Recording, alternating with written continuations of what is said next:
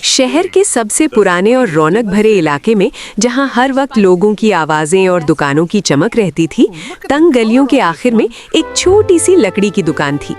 उस छोटी सी दुकान के अंदर एक अनमोल हुनर छुपा था, जरीन के हाथों का जादू। बेटी, इतनी सुबह उठ गई? थोड़ा आराम भी कर लिया कर। आराम तो तब करूंगी नानी, जब आपकी आंखें फिर से रोशनी देख सकेंगी। हर सुबह सूरज निकलने से पहले जरीन नानी को दवा देती और बाजार की तरफ निकल जाती। दिन रात वो चमड़ा काटती, सिलती और जूतों को चमकाती रहती। उसके हाथों पर छोटे छोटे घाव थे, मगर उसके दिल में उम्मीद की रोशनी जलती रहती। जरीन बेटी, रात बहुत हो गई है, अब घर चली जाओ। बस आखिरी टांका लगा रही हूँ चाचा, आज नानी की दवा के पैसे पूरे हो गए। उसकी थकी आंखों में भी एक सुकून था, क्योंकि हर मेहनत का धागा उसे अपनी नानी की सेहत के और करीब ले जा रहा था। अगली सुबह बाजार में अचानक हलचल मच गई। शाही सिपाही ऊंची आवाज में ऐलान कर रहा था, सुनो सुनो, मलिका के पैरों में दर्द है। जो सबसे आरामदेह जूता बनाएगा उसे शाही इनाम मिलेगा। पर जूता पसंद ना आया तो काल कोठरी। ये सुनते ही बड़े बड़े कारीगर पीछे हट गए। डर सबके चेहरों पर साफ दिख रहा था, मगर जरीन के दिल में सिर्फ एक ख्याल था, नानी की आंखें। मेरे पास खोने को कुछ नहीं है। ये मौका नानी के लिए है। उसने अपनी जमा पूंजी से नरम मखमली चमड़ा और सुनहरे धागे खरीदे, दुकान बंद की, बिस्मिल्लाह पढ़ी और जूता बनाना शुरू कर दिया। जरीन जूते पर टांके लगाती रही। हर धागे के साथ उसके दिल में बस एक ही दुआ थी, या अल्लाह, नानी की आंखों में फिर से रोशनी लौटा दे। शाही महल का सबसे मशहूर मोची था राकिब, हुनरमंद मगर घमंडी।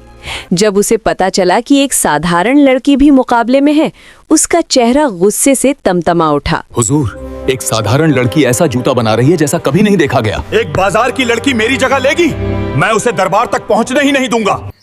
रात को राकिब चोरी से दुकान में घुसा और हथौड़े से जूते की एड़ी तोड़ दी। अगली सुबह टूटा जूता देखकर जरीन चीखकर, नहीं, मेरा जूता, ये किसने किया? अब मैं क्या करूं? नानी का इलाज कैसे होगा? जरीन घबराकर बोली, अब मैं क्या करूंगी?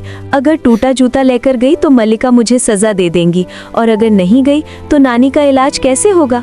सूरज सिर पर चढ़ाया था और शाही दरबार लगने में बस कुछ ही पल बाकी थे। तभी उसे नानी की एक बात याद आई।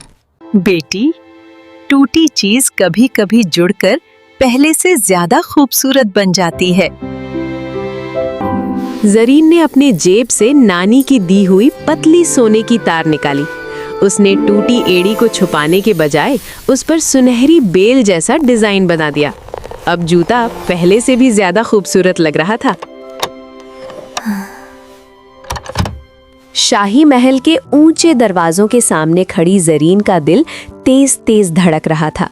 उसके हाथों में वो जूता था जिसे वो रात भर मेहनत से ठीक करके लाई थी। जैसे ही वो दरबार के अंदर पहुंची, चारों तरफ खड़े शाही पहरेदारों और अमीर दरबारियों की निगाहें उस पर टिक गई। देखिए मलिका, ये मामूली लड़की क्या लाई है? अगर जूता चुभा तो जेल जाओगी। मलिका सलामत, ये जूता आपके लिए। जरीन घुटनों के बल बैठी कांपते हाथों से मलिका के पाँव में जूता पहनाने लगी। दरबार में सन्नाटा छा गया और हर नजर उसी पल पर टिक गई।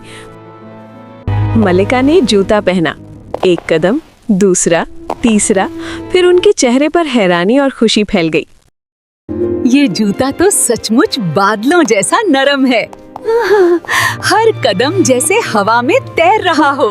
ये सुनहरी बेल जैसा डिजाइन कैसा है? मलिका सलामत, ये डिजाइन नहीं है। कल रात किसी ने मेरा जूता तोड़ दिया था। राकिब का चेहरा एकदम पीला पड़ गया, जैसे उसका राज खुल चुका हो। मलिका की तेज निगाहों ने सब समझ लिया और दरबार का माहौल अचानक बदल गया। सिपाहियों, इस मक्कार राकिब को गिरफ्तार करो। जरीन, आज से तुम हमारी शाही जूता साज हो। तुम्हारी नानी का इलाज शाही हकीम करेंगे। शुक्रिया मलिका सलामत। अल्लाह आपको खुश रखे।